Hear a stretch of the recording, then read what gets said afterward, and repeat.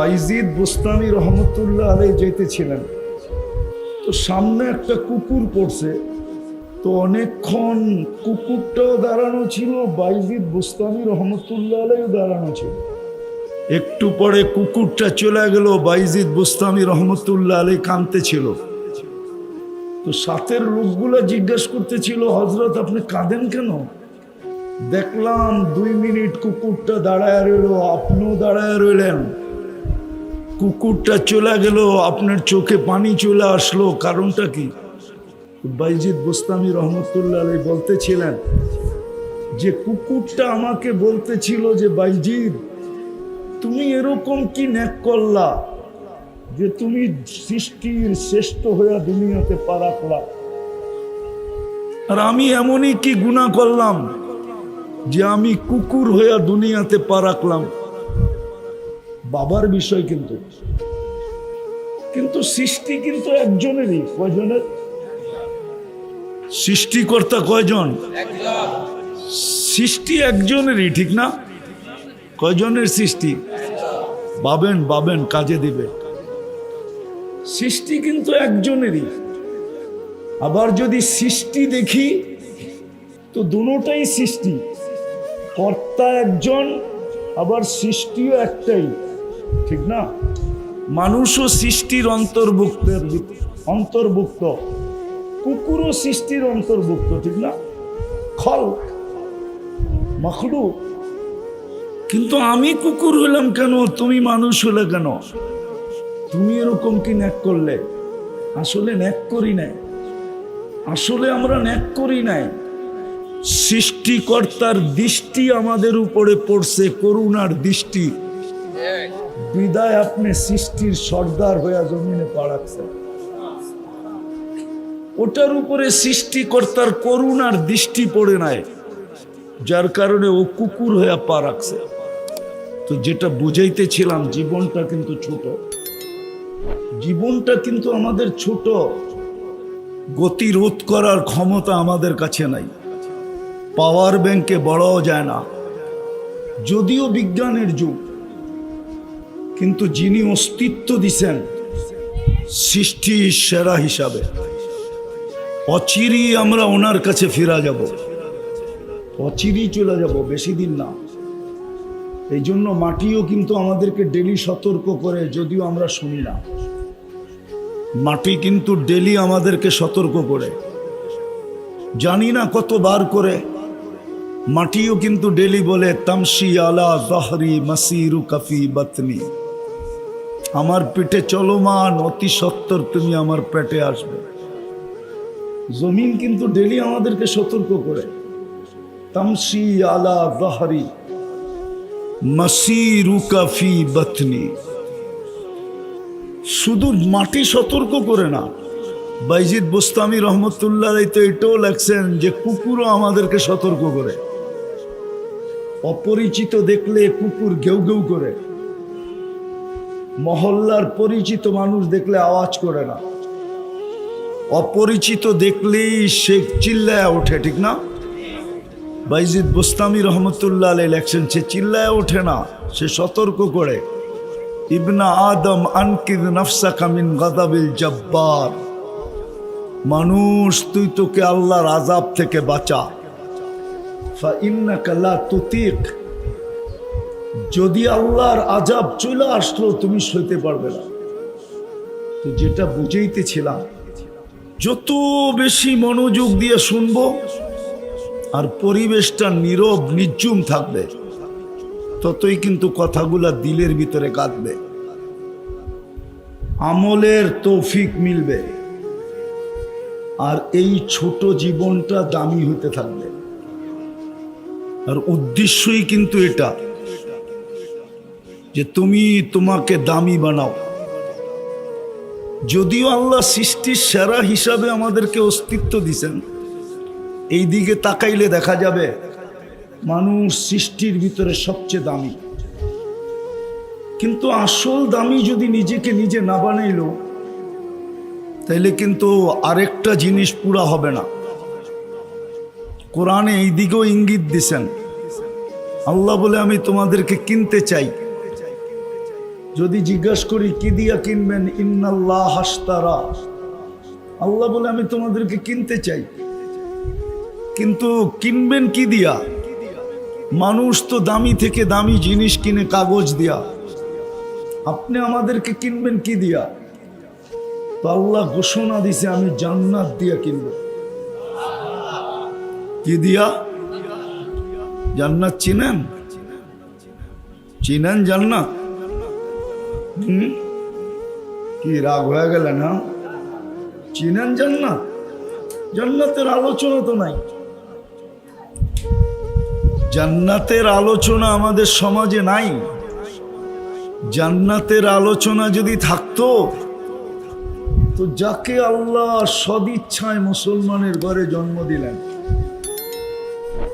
এর চেয়ে বড় দৌলত বা এর চেয়ে বড় সম্মান বা ইজ্জত উম্মতে মুহাম্মদী বানাইলেন।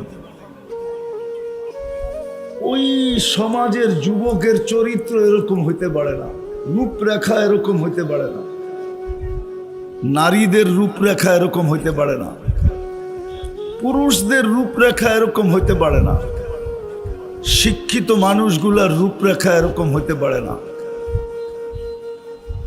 ধনী মানুষগুলার রূপরেখা এরকম হইতে পারে না।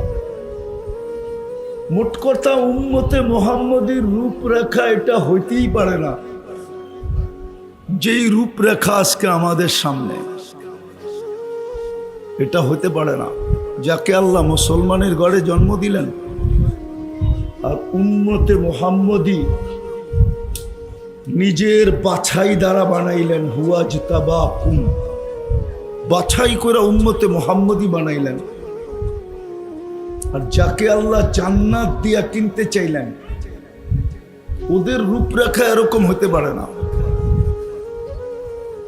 আজকে আপনি দেখেন আমার সমাজের প্রত্যেক মানুষের রূপরেখা মুসলমান বটে, কিন্তু ইসলামের কোনো ছোঁয়া আমাদের ভিতরে নাই। মুসলমান আমরা, কিন্তু ইসলামের কি নাই? ছোঁয়া নাই। উম্মতে মুহাম্মদী আমরা, যার কারণে আমাদের এত বড় মর্যাদা। আপনার আমার মাথায় একটা মুকুট আছে, মুকুট, যদিও হাত মাথায় লাগাইলে মুকুট দেখা হাতে লাগে না, আয়নার সামনে দাঁড়ায় দেখলে চোখে দেখা যায় না, কিন্তু মাথায় একটা মুকুট আছে, কুনতুম খায়রা উম্মাহ। এটা মুকুট আমাদের মাথায় বসানো, তোমরা সর্বশ্রেষ্ঠ উম্মত। যে নবীর উম্মত হওয়ার কারণে আমাদের এত বড় সম্মান, এত বড় ইজ্জত, এত বড় ভ্যালু, এত ফ্যাসিলিটি আমাদের। ওই উম্মতের ভিতরে মুহাম্মদুর রাসূলুল্লাহর রং নাই। মুসলমান কিন্তু ইসলামের ছোঁয়া নাই, উম্মতে মুহাম্মদী কিন্তু রং নাই। অথচ উদ্দেশ্য তো ছিল আপনাকে আমাকে দামি বানানোর জন্য মুসলমানের ঘরে জন্ম, যে আপনি আর আমি যেন আমাকে দামি বানাই। উম্মতে মুহাম্মদী তো এই জন্য যে নিজেকে নিজে দামি বানাই, কাল যেন আল্লাহ আমাকে জান্নাত দিয়া কিনেন, জান্নাতের বিনিময়ে কিনেন। জান্নাতের মাটি তো এই দুনিয়ার পচা মাটি না, জান্নাতের মাটি তো হলো মুস্ক, তুরাবুহাল মিস্ক, বুখারীর রিওয়ায়াত। জান্নাতের মাটি তো হলো মিস্কের, মুস্কের মাটি জান্নাতের। বিল্ডিং তো এই পচা ইটের না, নিম্নমানের বিল্ডিং হবে একটা সোনার ইট, একটা রূপার ইট, নিম্নমানের বিল্ডিং। কি নিম্নমানের বিল্ডিং? সবচেয়ে উচ্চমানের বিল্ডিং হবে একটা ইট হীরার, একটা ইট মুক্তার। দুটাকে জোড়বে আল্লাহ, জোড়া দিবে, দুটাকে জোড়া দিবে মুস্ক দিয়া, এই দুনিয়ার পচা সিমেন্ট দিয়া না। তালাগুলা এত ছোট ছোট না, এক তালার দূরত্ব হবে জমিন থেকে আকাশ পর্যন্ত। আপনি বলবেন ছাদে যাব কিভাবে? সুপার লিফট লাগানো আছে, সুপার লিফট। হাত দিয়া চলবে না, মন দিয়া চলবে। যত তালায় যেতে চাবেন চোখের পলকে অত তালায় নামায় দিবে। দুনিয়ার বাড়ির মতো ছোট বাড়ি না, জান্নাতের সবচেয়ে ছোট বাড়ি হইল এই দুনিয়ার 10 গুণ সমান। 2,40,000 মাইল, কিলোমিটার না মাইল। আপনি যদি বলেন এত জায়গা পাবে কোথায়, কারো কারো মাথায় ঢুকতেছে এত জায়গা কই পাবে, ঠিক না? আচ্ছা, সূর্যটা দুনিয়ার থেকে কয় লক্ষ গুণ বড়? 13 লক্ষ গুণ বড়। কত কত গুণ বড়? কত? আরে মনোযোগ দেন, আওয়াজ শুনবেন। কোরআনে লাউড স্পিকারের কথা বলে নাই, মনোযোগের কথা বলছে। একটা উদাহরণ দিলে বুঝবেন কিনা জানি না। বিদায় হজের দিন কয়জন সাহাবী ছিলেন? 1.25 লক্ষ, ঠিক না? সত্য তো? আচ্ছা, ওইখানে কোন কোম্পানির লাউড স্পিকার ছিল? ওলামা বলুক যে কোন সাহাবী আল্লাহ রসুলের কথা শোনেন নাই? একটা প্রমাণ দেখ যে কোন সাহাবী আল্লাহ রসুলের কথা শোনেন নাই। তো 1.25 লক্ষ মানুষ শুনলেন কি করে? বুঝা গেল মনোযোগ ছিল। আর এটা হইল লিপ টাচ। লিপ টাচ বুঝেন? ঠোঁট লাগায়া বলতে হবে, ঠোঁট লাগায়া। এটা বানানো হয়েছে গানের জন্য, ওয়াজের জন্য না। ডাইনে গেলেও আওয়াজ টানবে না, বামে গেলেও এ আওয়াজ টানবে না। ওরে জিজ্ঞেস করেন, ও মুস্কি মুস্কি হাসে। বসায় তো দিছে ওয়াজের এখানে না। এটার নামই হলো লিপ টাচ। এটা বানানোই হয়েছে গানের জন্য। এটা ওয়াজের জন্য বানানো হয় নাই। ওয়াজের জন্য ছিল পুরান আমলেরটা।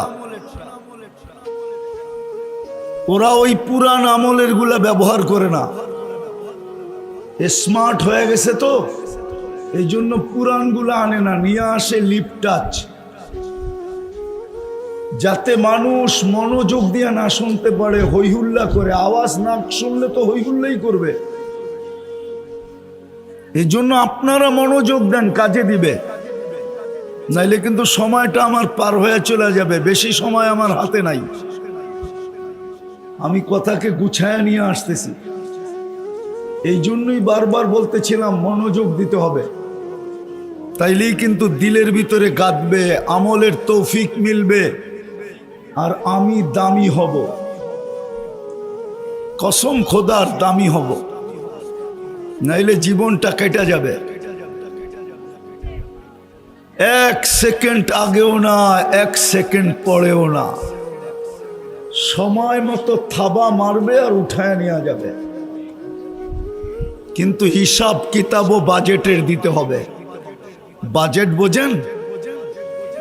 গ্রাম্য ভাষায় বলি, সারাদিন নুন কার খান? কার? আরে জোরে বলেন না। আল্লাহ বললে গুনাহ হবে না। যতবার আল্লাহ বলবেন 40 নেকি মিলবে। আর আল্লাহ বলা 40 নেকি আর অন্য 40 নেকি সংখ্যায় সমান। সংখ্যায়, কিন্তু গাঠঠিতে সমান না। গাঠঠি বোঝেন? বান্ডেল বোঝেন? পোজা বা বোঝা বোঝেন? সমান। তুলা 1 মণ আর লোহা 1 মণ ওজনে সমান? সমান। কিন্তু গাঠঠি কাঠটা বড়। কত বড়? আল্লাহ বলা 40 নেকির গাঠঠি এরকম অবর্ণনীয় বড়। নামটা কার? রাখছে কে? আপনি যদি আপনারটা 16 আনা বোঝেন তো আল্লাহ কি বোঝে না? আল্লাহর নামের ওজন, আল্লাহর নামের ওজন আর সংখ্যা সমান হতে পারে, কিন্তু গাঠি অনেক বড়। বললে আবার কালিয়াকুরের ওলামারা মানে কি মানে না বলা দিমু, মানুক আর না মানুক বলা দিই, ঠিক না? হইতে পারে আল্লাহর নামের 40 নেকি মিজানের পাল্লায় দিলে পাল্লা ছিঁড়া যাইতে পারে, বাটকারা উঠাইতে পারবে না। কেন? নামটা কার? এর চেয়ে ওজন আর কি হবে? তো আল্লাহ বললে গুনাহ হবে না। সারাদিন খাই কাটটা, এটা কি বাজেট না? যদি একটা উদাহরণ দেই, বলেন জিহ্বা আমাদেরকে 7 চেক করে দেয়, ঠিক না? সত্য তো? যদি মেশিন দিয়ে 7 চেক করতে হইতো তাইলে না আপনি 3 বেলা জানতেন 7 চেক করতে কয় টাকা লাগে, ঠিক না? তাইলে তো ওয়াশিং মেশিনের মতো 7 চাওয়ার জন্য প্রত্যেক বাড়িতে একটা মেশিন লাগতো, ঠিক না? আজকাল তো বড় বড় প্যাথোলজি সেন্টারও রিপোর্ট ভুল দেয়, ঠিক না? না দেয় না? হাসপাতাল রিপোর্ট ভুল দেয় না? হতে পারতো ওই মেশিন আপনার রিপোর্টও ভুল দিছে, আপনি খাইতেন আর সিধা হাসপাতাল, ঠিক না? কিন্তু আজ পর্যন্ত জিহ্বা আপনাকে ভুল রিপোর্ট দিছে আর দিবে। তাহলে এই বাজেট কার?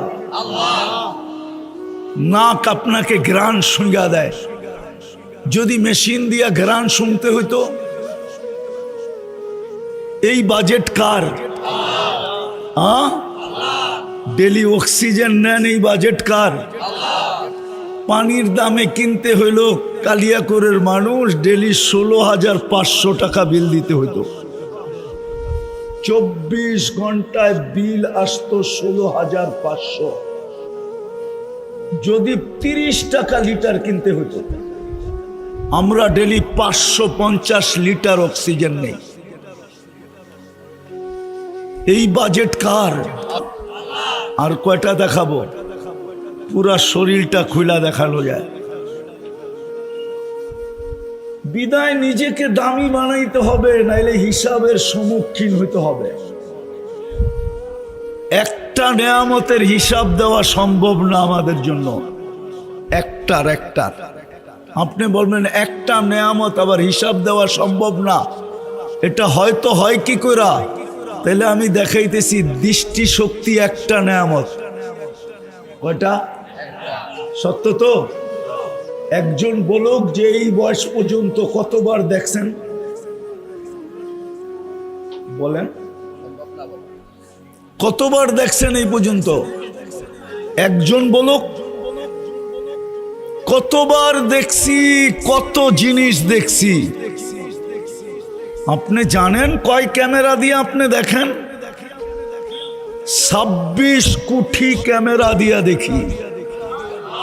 13, 26। এই চোখে 13, এই চোখে 13 কোটি, 2 চোখে 26 কোটি ক্যামেরা দিয়া দেখি।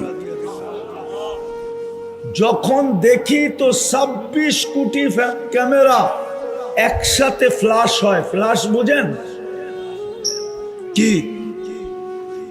যুবকরা ছবি তুললে দেখেন না আলো জ্বলে, ঠিক একসাথে 26 কোটি ক্যামেরা ফ্ল্যাশ হয়। মিলায়া দিতে পারবেন কতবার দেখলেন? ঠিকই দেখলেন। বিদায় আমার কথাটা ভালো মতে বোঝেন, বেশি লম্বা হবে না, জীবনটা কিন্তু ছোট।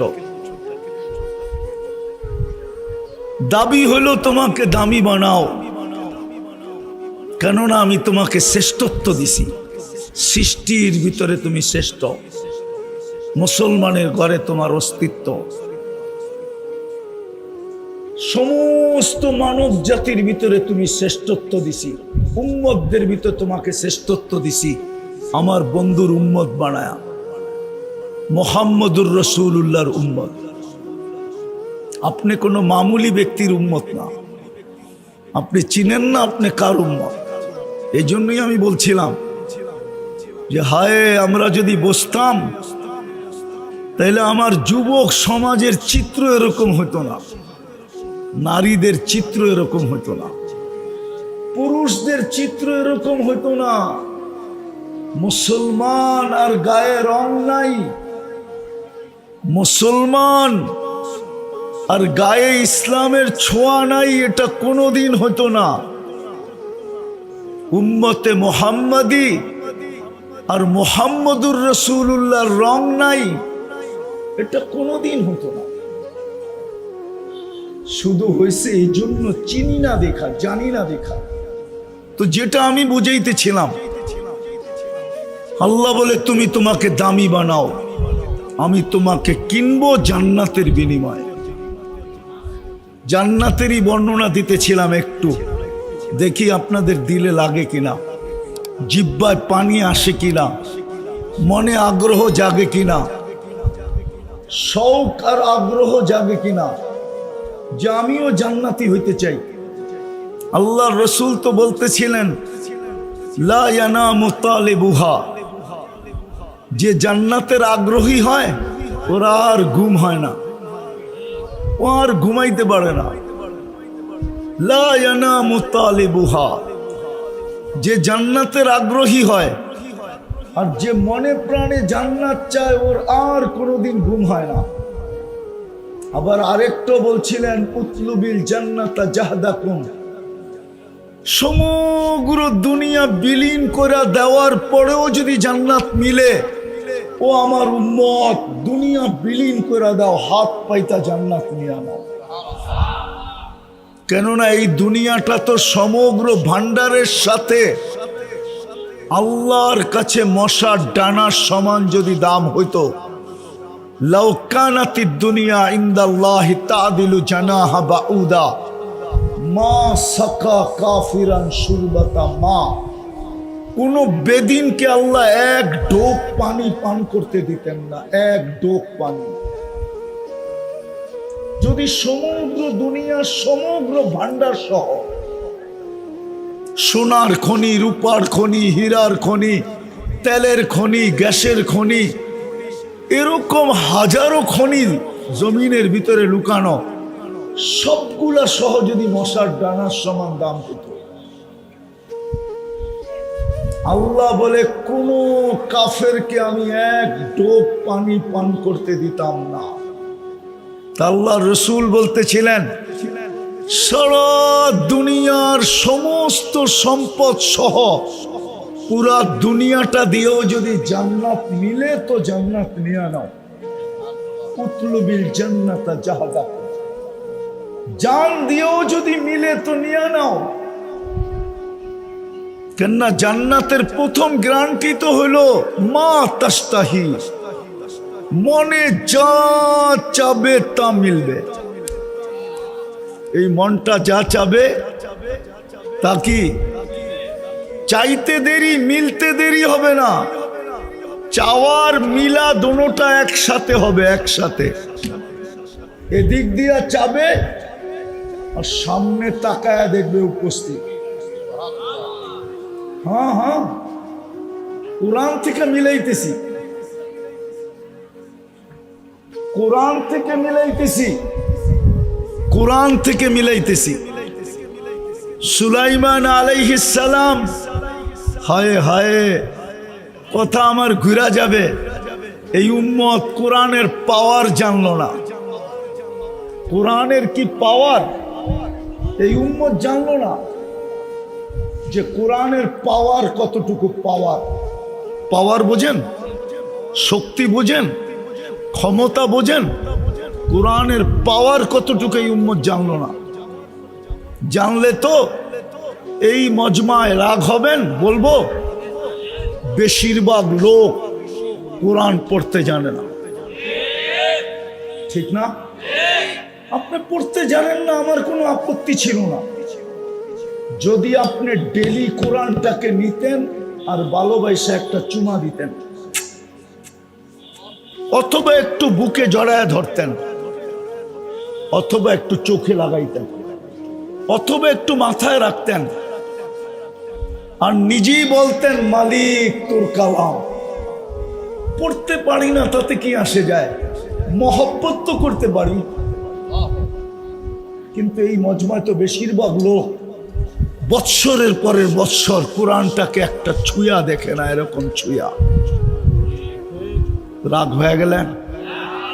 আমার যুবকরা তো বৎসর কেন, জীবনে কবে কোরআন ছুঁইছে ও নিজেও বলতে পারবে না। এই যুবকরা জিজ্ঞাসা করেন ওদেরকে, কবে কোরআন ছুঁয়া দেখছে, ও বলতে পারবে না।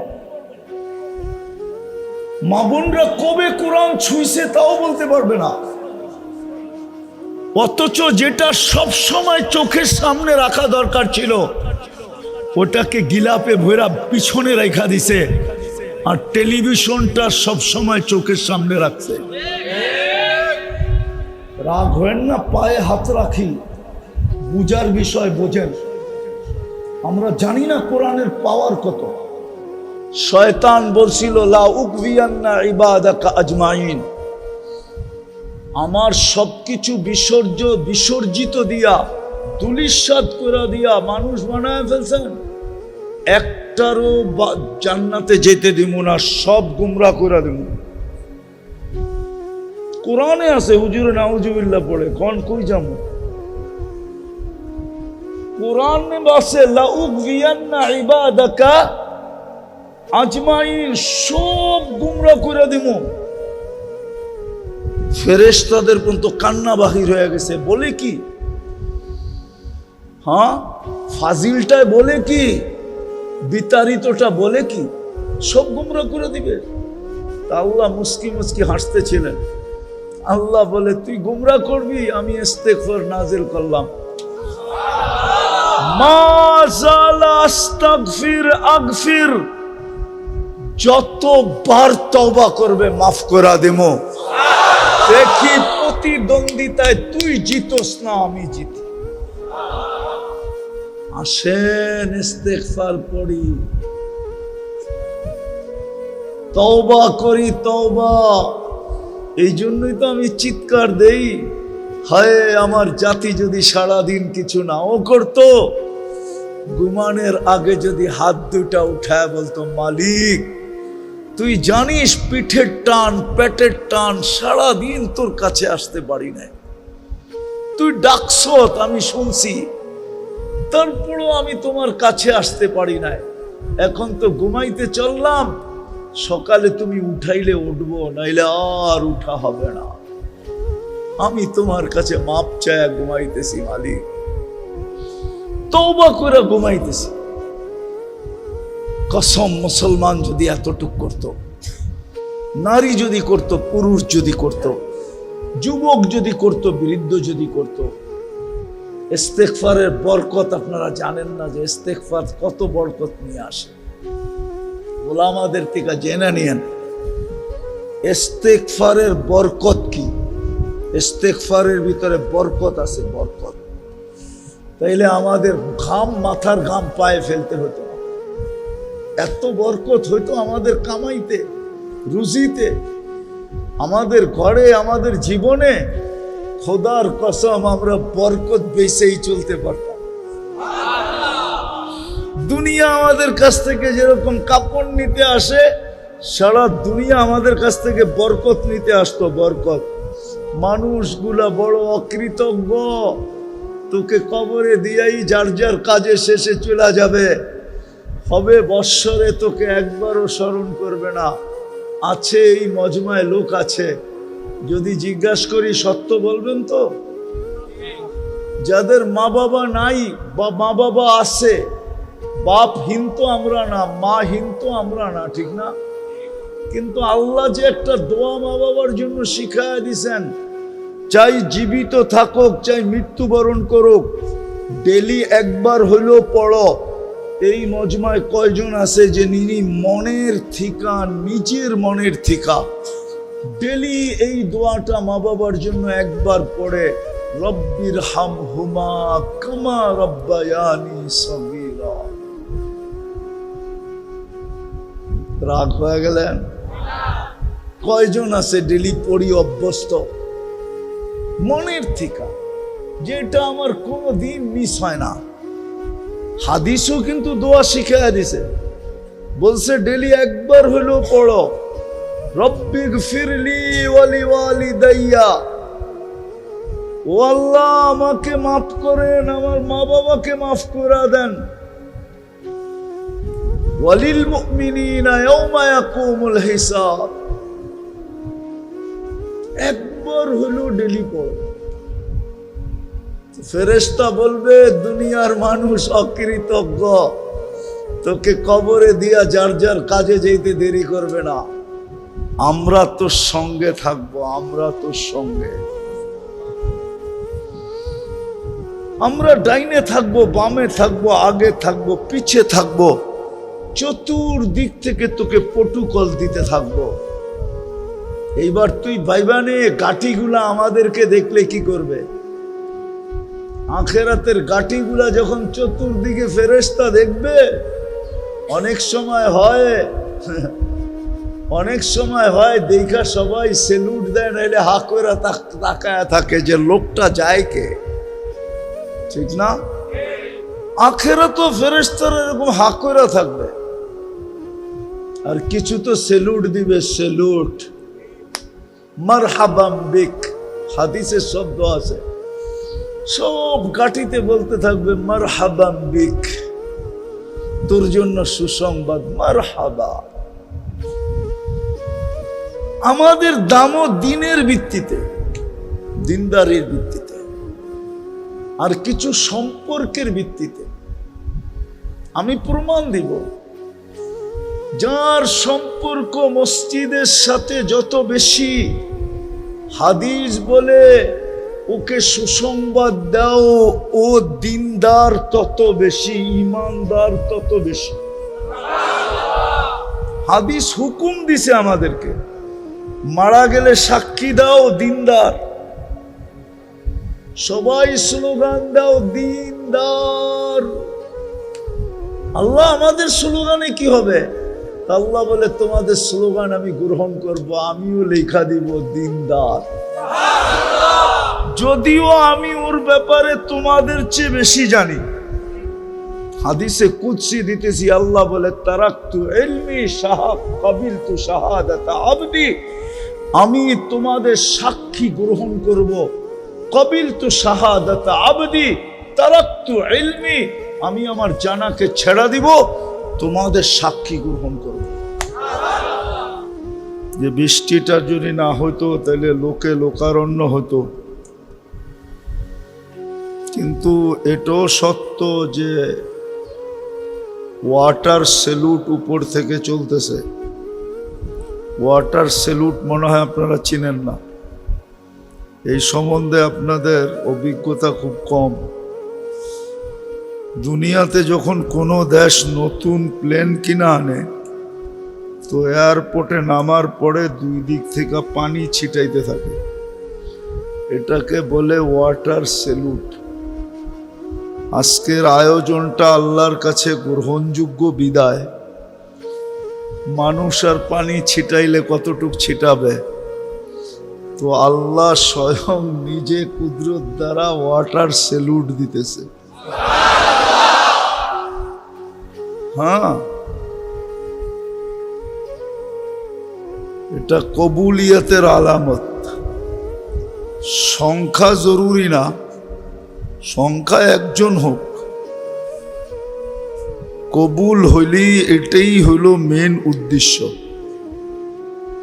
আজকের পরিস্থিতিটা হলো কবুলিয়তের নিদর্শন। আর যদি উপর থেকে ওয়াটার সেলুট না হতো, তাহলে গরমের তীব্রতাও আরো বেশি হতো, ঠিক না? এখন কম না? এত বড় এসি তো ভাঙ্গাচুরা জায়গায় লাগানো সম্ভব ছিল না, ঠিক না? কি বলেন? তো আল্লাহ কুদরত দিয়ে এসির পরিবেশ বানায় দিছে। সবগুলাই বলে যে আজকের আয়োজন কবুল। বাকি যদি আল্লাহর দুটা হুকুম মানতে পারি তো বাকিটাও ইনশাআল্লাহ আমাদের পক্ষে হবে। আজকে অনেক কিছু নিয়ে এখান থেকে উঠব, এতটুক তো অবশ্যই নিয়ে উঠব যে সর্বশেষ ঘোষণা হবে ইরজিউ মাগফুরান লাক, যাও তোমাদের গুনাহ মাফ। বুদ্দিলা সাইয়্যাতিকুম হাসানাত, গুনার জায়গাগুলা খচা খচ নেক দ্বারা ভরে দেওয়া হবে। আর কি চান? এই জন্য মনোযোগ দিব ইনশাআল্লাহ। খুশি তো? হ্যাঁ, ওয়েদার এটাই বলতেছে আজকের ইসলাহি মজলিস কবুল। আমরা আল্লাহর কাছে আশা করতে পারি, আর এরকম আশা করার কথা হাদিসে লেখা আছে। এটাকে আমাদের ভাষায় বলে নেক ফাল নেওয়া, ভালো দিয়া ব্যাখ্যা করা। তো আজকের পরিবেশটা যদিও চাইতেছিল যে সবার মতো লোক হবে, লোকে লোকারণ্য হবে, ঠিক না? যদি ওয়েদারটা ভালো থাকতো, আমি বলবো ওয়েদারটা ভালো তো ভালো, সুপার ভালো। শুধু ভালো না, সুপার ভালো। আল্লাহ আমাদেরকে শেষ পর্যন্ত বসার তৌফিক দান করে। সব জিনিসেরই ভিত্তি আছে, যেটাকে ফাউন্ডেশন বলে। চাই সেটা ছোট স্থাপনা হোক, চাই বড় হোক, এই টিনগুলাকে দাঁড়া করানোর জন্য ভিত্তি আছে, ঠিক না? কি পিলার, ঠিক না? পিলারের উপরে দাঁড়ায় আছে। এই জগৎটা টিকা থাকারও একটা ভিত্তি আছে, আবার আমাদের দুনিয়াটা টিকা থাকারও একটা ভিত্তি আছে। কেননা দুনিয়া থাকবে তো আমরা থাকব, জগৎ থাকবে তো জগতের ভিতরে দুনিয়াও থাকবে। জগৎ না থাকলে দুনিয়াও থাকবে না, আর দুনিয়া না থাকলে আমরাও থাকবো না। বুঝে আসতেছে তো কথা? এটার একটা ভিত্তি আছে, ফাউন্ডেশন আছে। আর এটা জগৎটাও যিনি তৈরি করছেন, দুনিয়াটাও উনিই তৈরি করছেন, আবার আমাদেরকেও উনিই তৈরি করছেন, ঠিক না? কি বলেন? না, জগৎটা একজন বানাইছে, দুনিয়াটা আরেকজন বানাইছে, আমাদেরকে আরেকজন বানাইছে না, সব কিছু একজনই বানাইছে। কে? আল্লাহ, ঠিক না? কে বানাইছেন? আল্লাহ বানাইছেন। বিদায় আল্লাহর উক্তি যুক্তি কথা এটাই সত্য, ঠিক না? আর আল্লাহর চেয়ে তো কেউ সত্যবাদী নাই। আর এটাই কোরআন বলে ওয়ামান আসদাকু মিনাল্লাহি কিলা, আল্লাহর চেয়ে সত্যবাদী কেউ নাই। ওই আল্লাহই বলতে চাইতেছেন জগৎটা কতদিন টিকা থাকবে। জগৎটা অতদিন টিকা থাকবে যতদিন দিন থাকবে। দিন থাকবে না বা দিনদার থাকবে, যতদিন দিনদার থাকবে জগৎটা টিকা থাকবে। দিনদার থাকবে না, জগৎটা থাকবে না। চাই জগৎটা যত উন্নত হোক। 100 বৎসর পূর্বের চেয়ে আজকে দুনিয়া অনেক উন্নত, ঠিক না? কাল সকালে যদি কিয়ামত আসে তো উন্নত দুনিয়ার উপরই তো আসবে, ঠিক না? কি বলেন? না দুনিয়াটা পিছে চলে যাবে? ঠিক দুনিয়া যত উন্নত হোক, এটাই বানানেওয়ালার সিদ্ধান্ত। ওয়া কওলুহুল ফাসল, আল্লাহর অকাঠ্য সিদ্ধান্ত।